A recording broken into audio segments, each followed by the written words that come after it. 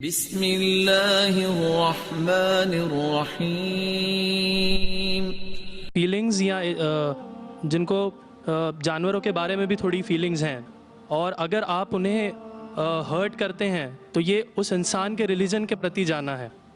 तो मेरा ये मानना है कि भगवान कुछ नहीं है, सिर्फ एक यूनिवर्सल ब्रदरहुड का माध्यम है ताकि एक भगवान को हम पूजें या इबादत करें और इसके थ्रू हम यूनाइट हो जाएं।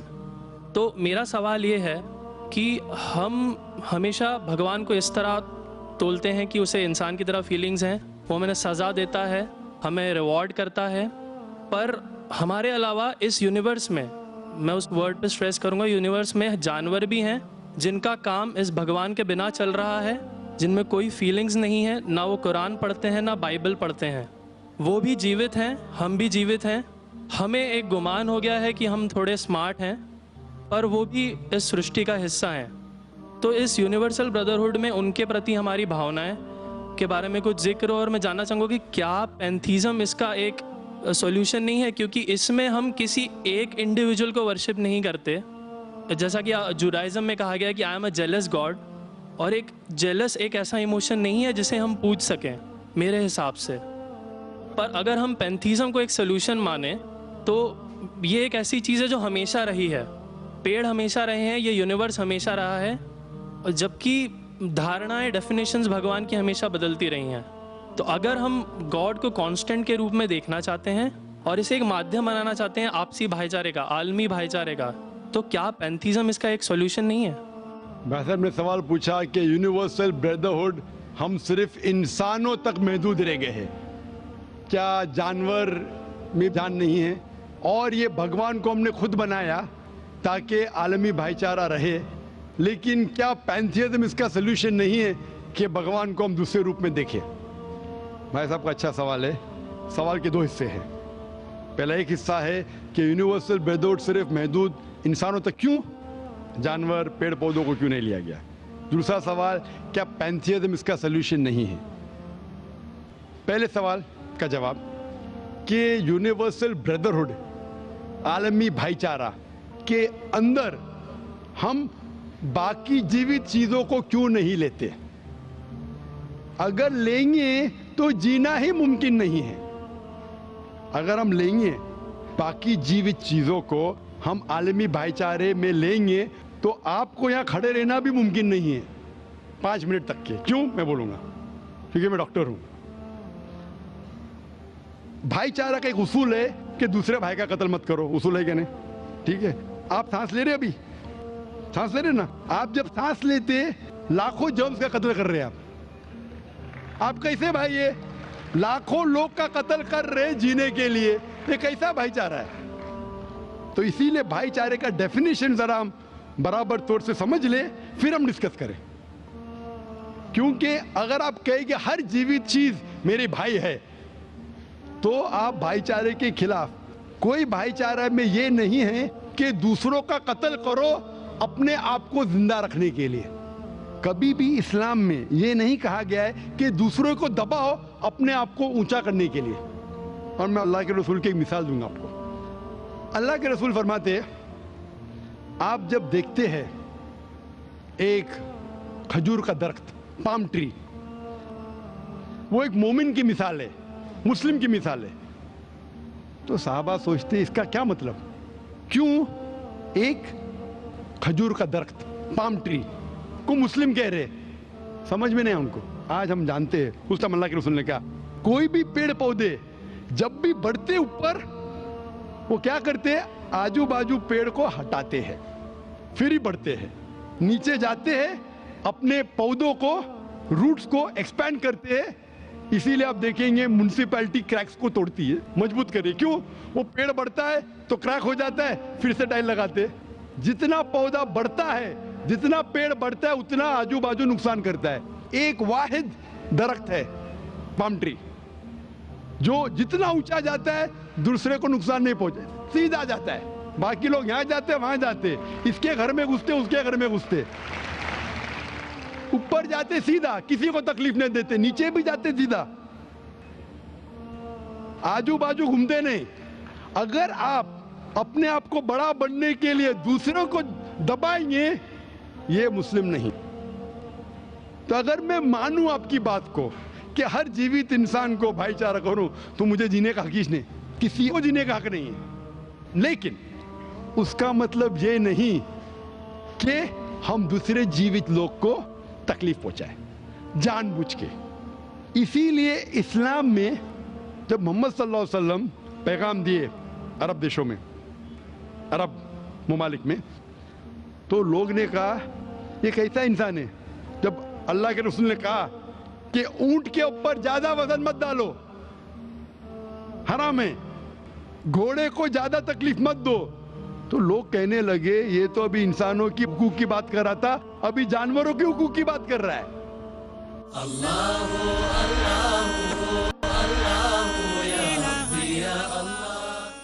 अल्लाह के रसूल फरमाते जब एक शख्स आग उगाता, बोलते आग को बुझाओ, क्यों? उधर चींटियां मर रहे हैं। उसका मतलब जानबूझ के कोई भी जीवित चीज को मारना हराम है, सिर्फ अनजाने में इजाजत है या जिसकी इजाजत खुदा ने आपको दी है, जिसकी इजाजत दी है खुदा ने।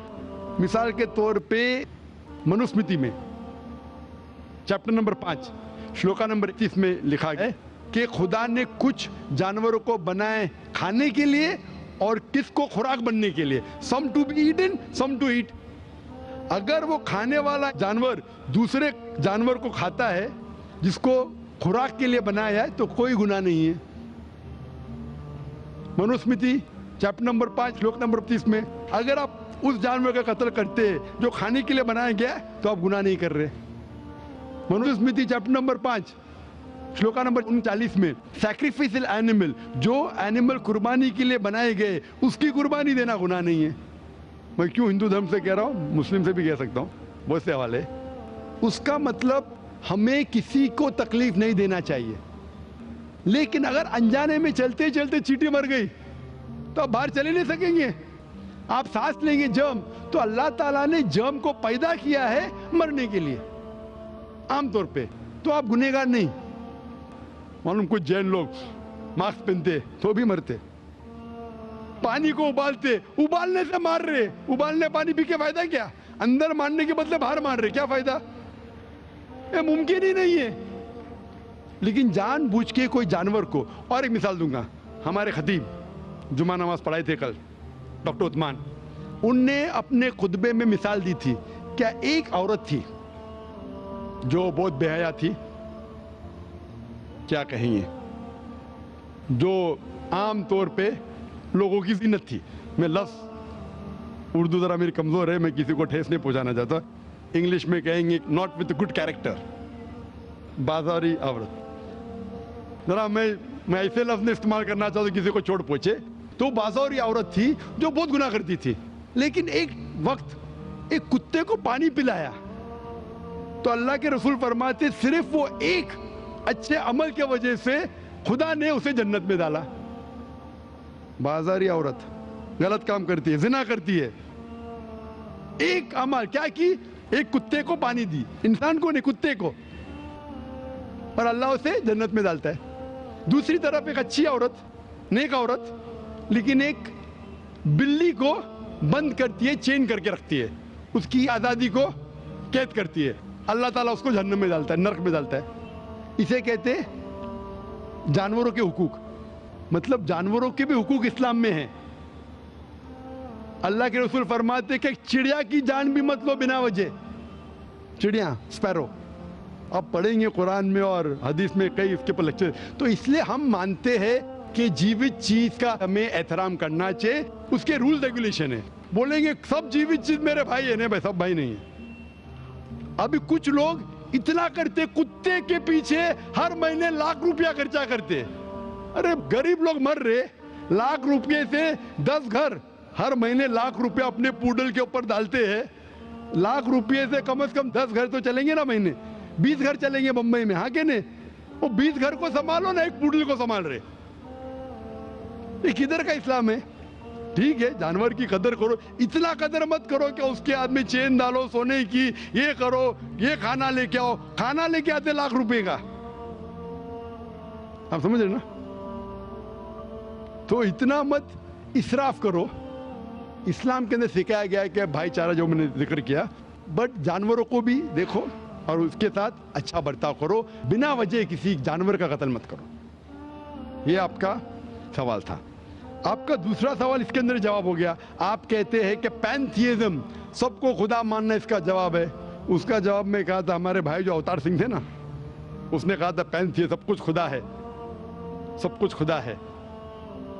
इससे क्या होता है कि सब कुछ खुदा है, मतलब अगर आप सबको खुदा मानते, चोर को भी खुदा मानते, डाकू को भी खुदा मानते, खुदा का मतलब उसका कहना मानना, बराबर कि नहीं, उसकी इज्जत करना, उसकी इबादत करना, वो जो कहता है उसकी बात मानना।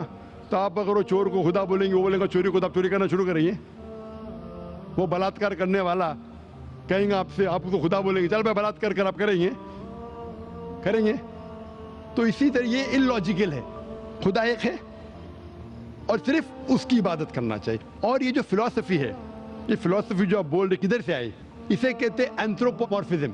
क्या कहते हैं? एंथ्रोपोमॉर्फिज्म, मतलब गॉड ने हर चीज की शक्ल हासिल की। और इसके अंदर एक फिलॉसफी है कि खुदा इतना पाक, इतना नेक, वो जानता नहीं कि किस तरीके से इंसान को तकलीफ होती है। और ये एंथ्रोपोमॉर्फिज्म जो फिलॉसफी है, खुदा अलग अलग चीज में शामिल होते हैं। और कई मजहब, इस्लाम के अलावा कोई मजहब कहता है कि खुदा एक बार इंसान का रूप हासिल किया, कुछ मजहब कहते हैं अनेक बार। और उनकी लॉजिक है कि खुदा इतना पाक, इतना नेक, इतना महान, उसे पता नहीं इंसान की तकलीफ क्या है, इंसान को किस चीज का बुरा लगता है। इतना नेक, इतने पाक, इंसान को दर्द कैसा होता है, इंसान को तकलीफ कैसा होती है। तो ये खुदा जो नेक और पाक है, जानने के लिए इंसान के उसूल क्या होना चाहिए, वो इंसान का रूप धारण करते हैं। ये फिलॉसफी है एंथ्रोपोमॉर्फिज्म की। ऊपर से लगता है बहुत लॉजिकल है, खुदा इतना नेक, इतना पाक, इतना दयालु, वो जानता नहीं बेचारे इंसानों की क्या तकलीफ है, क्या मजबूरी है, क्या मुश्किलात है। तो इंसान का रूप धारण किया लिखने के लिए, क्या इंसान के लिए अच्छा है बुरा है। ऊपर से देखे तो बहुत अच्छा लगता है, लेकिन तहकीक करेंगे मंतिक से तो एकदम ही गलत। मिसाल के तौर पे, अगर मैंने एक डीवीडी प्लेयर बनाया, डीवीडी प्लेयर, क्या मुझे जरूरी है कि मैं डीवीडी प्लेयर बनूं ये जानने के लिए डीवीडी प्लेयर के लिए क्या अच्छा है क्या बुरा है? जरूरी है? नहीं। मैं एक इंस्ट्रक्शन मैन्युअल लिखूंगा कि डीवीडी प्लेयर को प्ले करने के लिए डीवीडी डालो, प्ले का बटन दबाओ, स्किप करने का स्किप का बटन दबाओ, स्टॉप करने का स्टॉप का बटन दबाओ। पानी में मत डालो, खराब हो जाएगा, ऊपर से मत फेंको, खराब हो जाएगा। मुझे डीवीडी प्लेयर बनने की जरूरत नहीं। इसी तरीके से खुदा हमारा खालिक है, हमारा बनाने वाला है, हमारा पैदा करने वाला है, उसको इंसान बनने की जरूरत ही नहीं। वो क्या करता है? इंस्ट्रक्शन मैन्युअल लिखता है, इंसान के लिए क्या अच्छा है क्या बुरा है, क्या खाना चाहिए क्या नहीं खाना चाहिए, कैसा इबादत करना चाहिए। और इस खुदा का आखिरी इंस्ट्रक्शन मैन्युअल है कुरान। इस ईश्वर, इस भगवान, इस अल्लाह, इस खुदा का आखिरी इंस्ट्रक्शन मैन्युअल है कुरान। इस कुरान मजीद में लिखा है आपके लिए क्या अच्छा है क्या बुरा है, किस तरीके से जानवर से अच्छा बर्ताव करना चाहिए, किस तरीके से भाईचारा बढ़ना चाहिए, किस तरीके से गरीबों की मदद करना चाहिए, सब लिखा है इसमें।